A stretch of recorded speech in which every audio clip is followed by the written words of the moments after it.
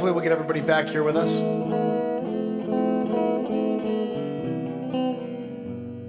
YouTube screwing with the show, as per the usual. All right, we're going to play another song while we gather everybody back in here. It's kind of a laid-back night. I like it. We're going to do this one again because it's been rocking lately.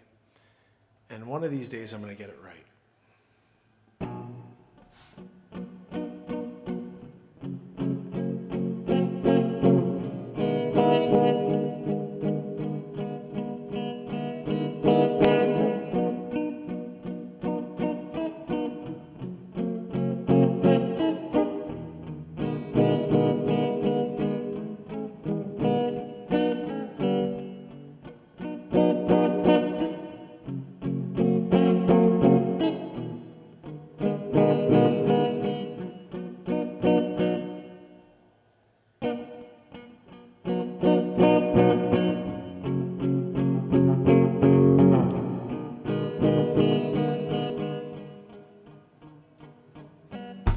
Got the stars, how they shine for you.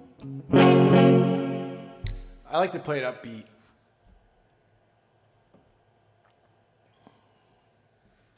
I like to play it upbeat.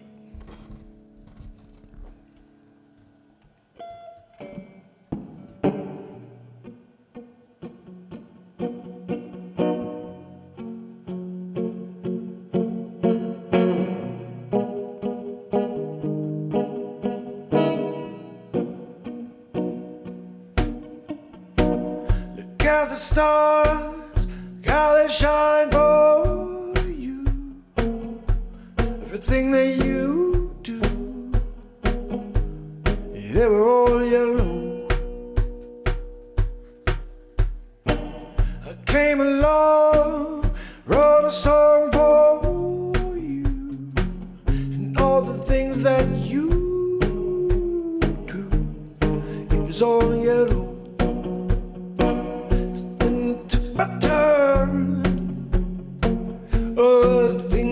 Done. It was all yellow. Your skin and bones turned into something beautiful. And you know I love you so. You know I love you so.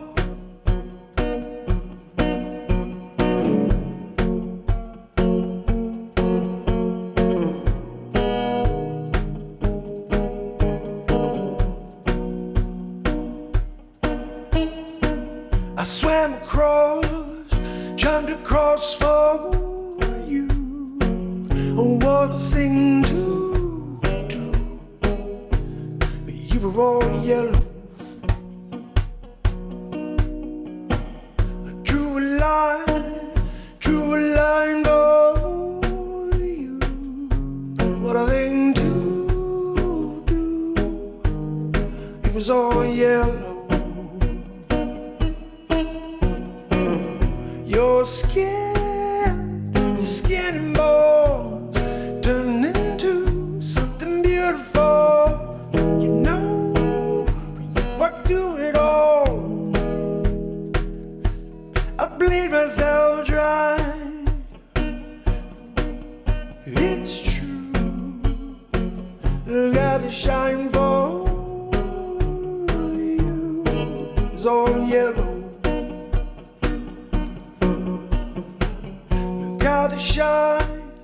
How they shine for you.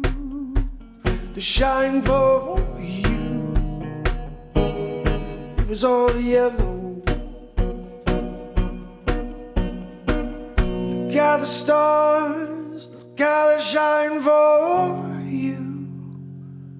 All the things you do. It was all yellow.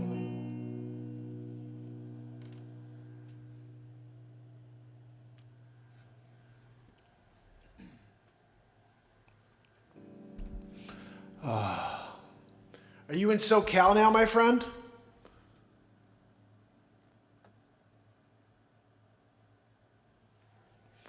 We're going to talk about your, you said you have maybe, I think it was a grandma or maybe someone who had to sell their house in Wilton.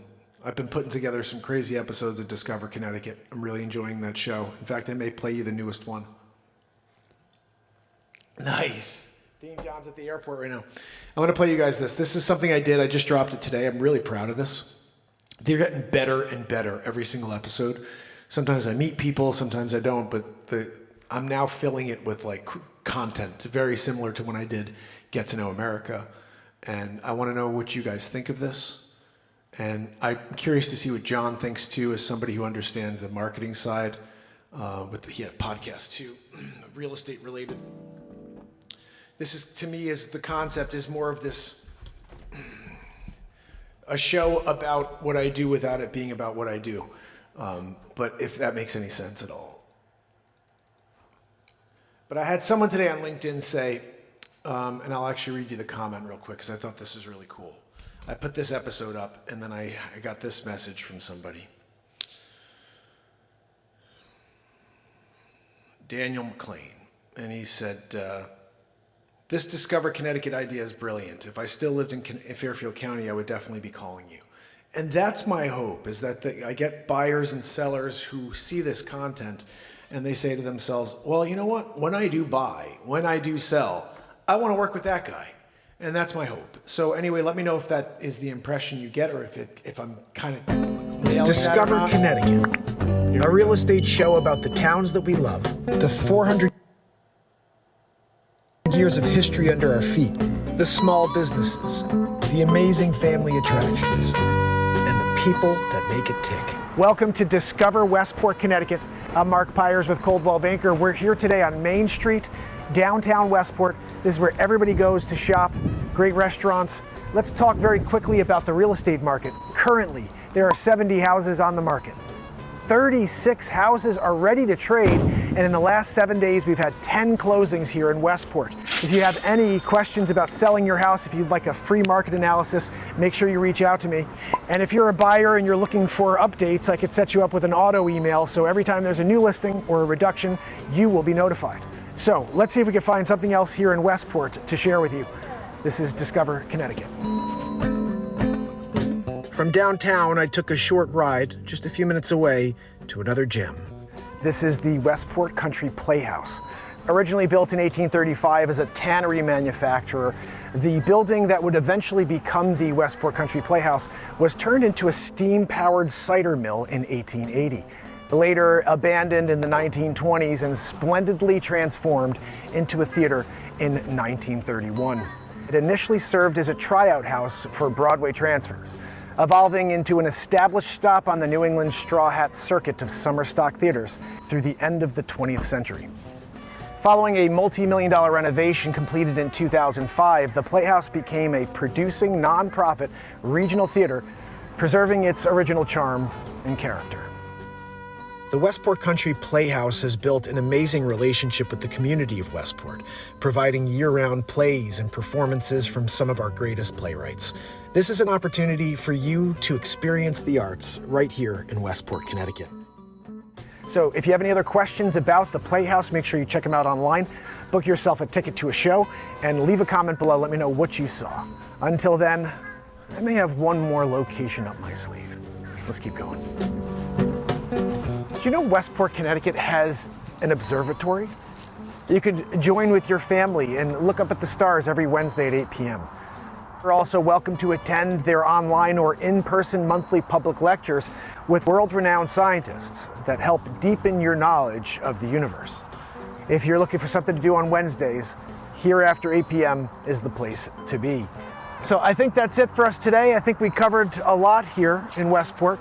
Remember, if you need any assistance in Westport or any other town in Lower Fairfield County, reach out to me. If there's a place you'd like to see me go next on Discover Connecticut, make sure you leave a comment below. And until next time, this is Mark Pires with Coldwell Banker. And this is Discover Connecticut.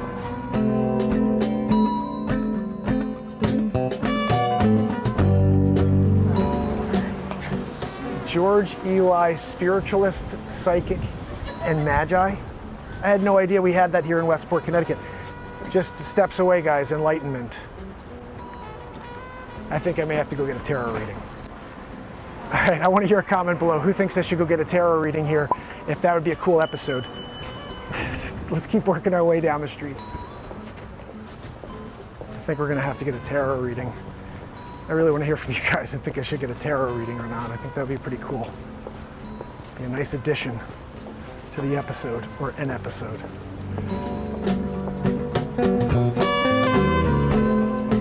So I think that's it for us today. I think we covered a lot here in Westport. Remember, if you need any assistance in Westport or any other town in Lower Fairfield County, reach out to me. If there's a place you'd like to see me go next on Discover Connecticut, make sure you leave a comment below. And don't forget about the tarot. Am I doing a tarot? Like, you gotta, like, let's talk about it. And I'll see you soon. Oh, it makes me laugh. Oh my, yeah, passing the tarot reading. That's the second person who said that, John. I think you're right. I was just joking, really, but it would be a pretty cool episode. But I think that could go off the rails pretty quickly, you know. So probably wouldn't do the tarot reading. I used to read tarot cards for my friends in college. How funny is that? I went to this guy Frank. Frank and I used to play music. In fact, Frank wrote a beautiful song. It goes like this.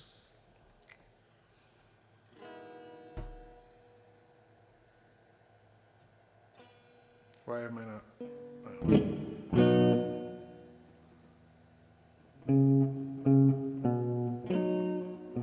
I gotta remember how it goes. Okay, I got it.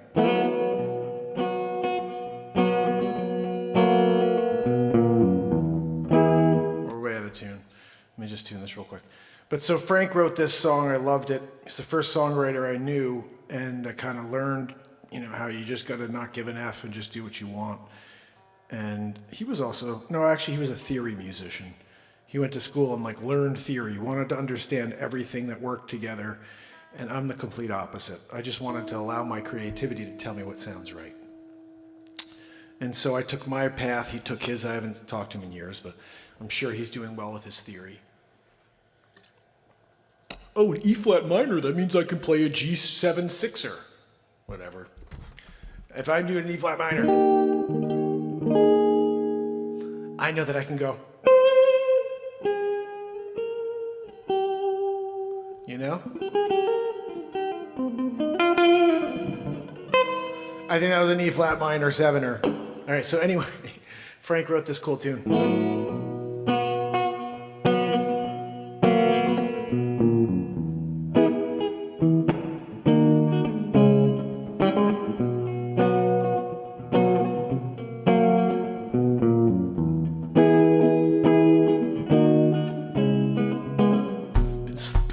Such a long time, wondering if that's you on the other side. Sit in the sand and write a love song, wondering if that's you. I see the light. If I call your name, will you still follow me down to that spot on a rock?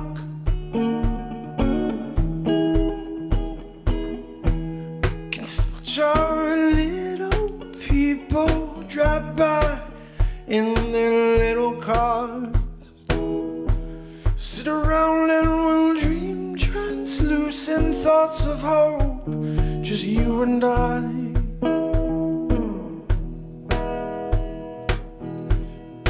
Watch our orange friend rise.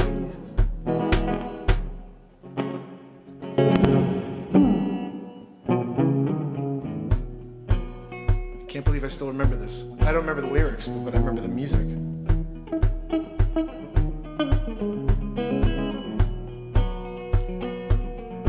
I want to get the loop in so you can hear what the vocals we sang together, because I was backing him up actually on this one.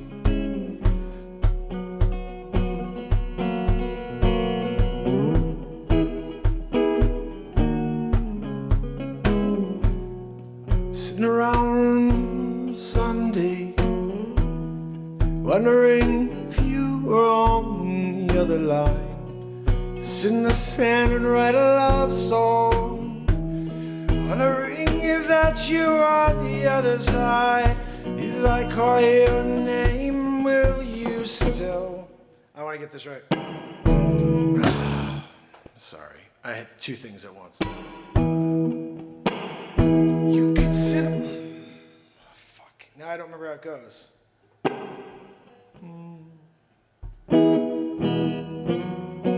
call your name, will you still? Used to color me down to that spot on a rock. We can watch our little people. Fuck, that's not it at all. Sorry.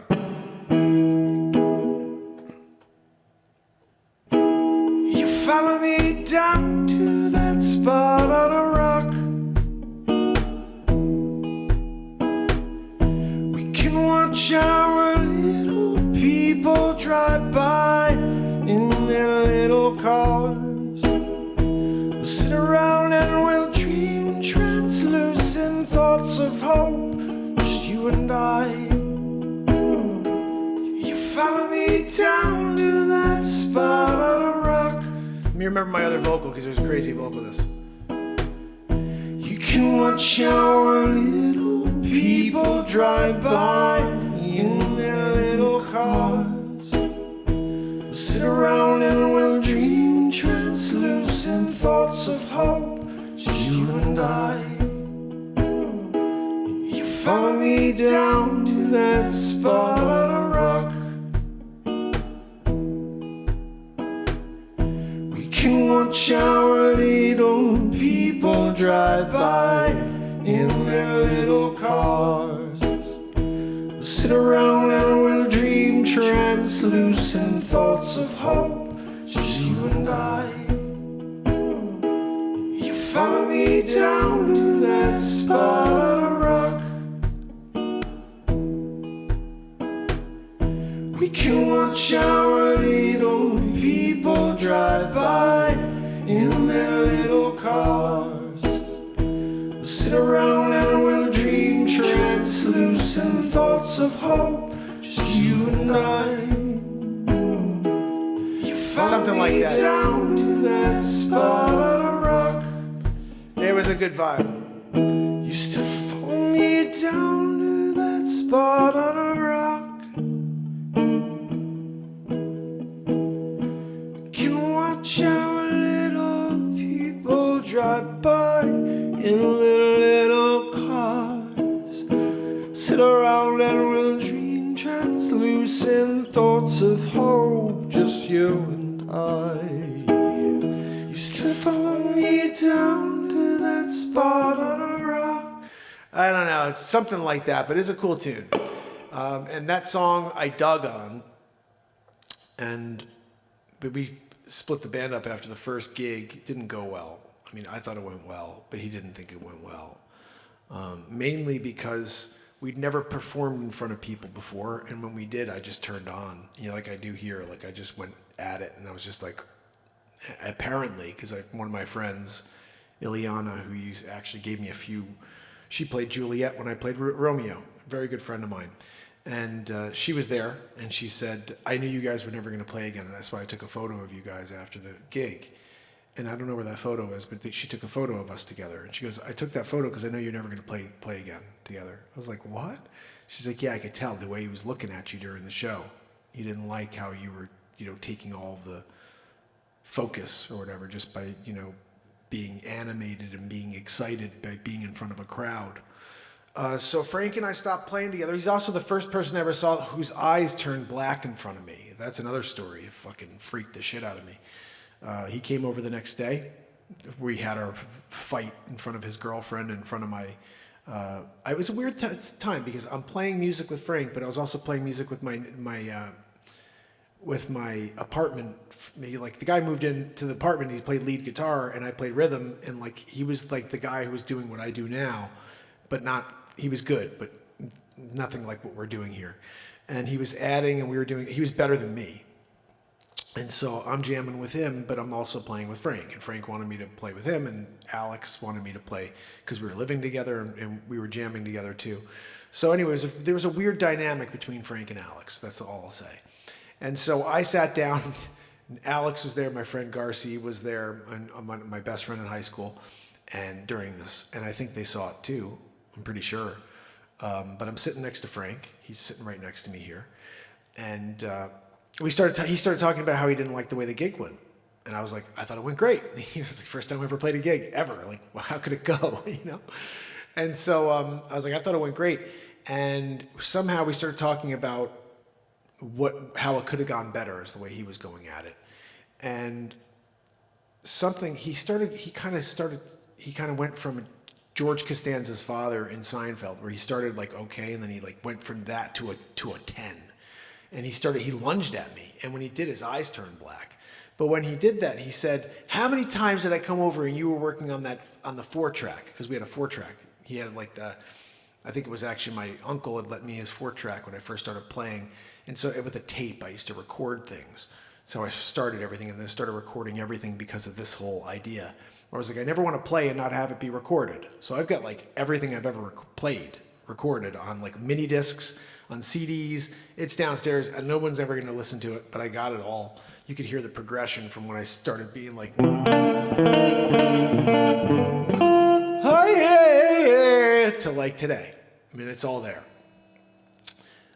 Long story short, Frank freaked out, eyes turned black, and I stood up, and he tried to hide it, and he goes, it's okay. And I said, no, it's not. I saw your eyes.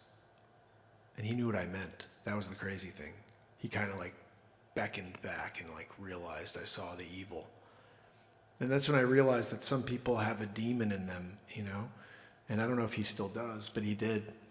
And that demon showed itself to me when I stood up to him, and I was basically not going to bow down to his being better than me, because he was a better musician than I was at that time. I was just starting. 7-8 months into playing, I'd written 3 or 4 songs, and I meet this guy who's written 20, 30 songs, and his songs were like...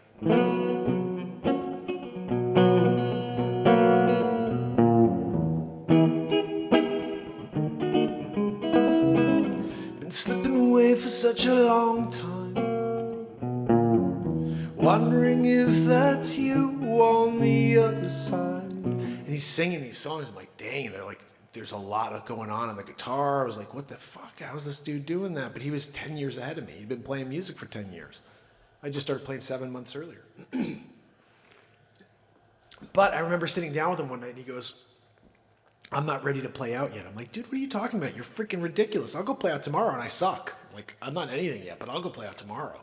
And like, he says, like, I brought him out of the shell because he would have stayed in his apartment and never got out and played. So like, I got him out of that, but then he freaking showed his evil to me with the eyes turning black thing, and that was fucking weird.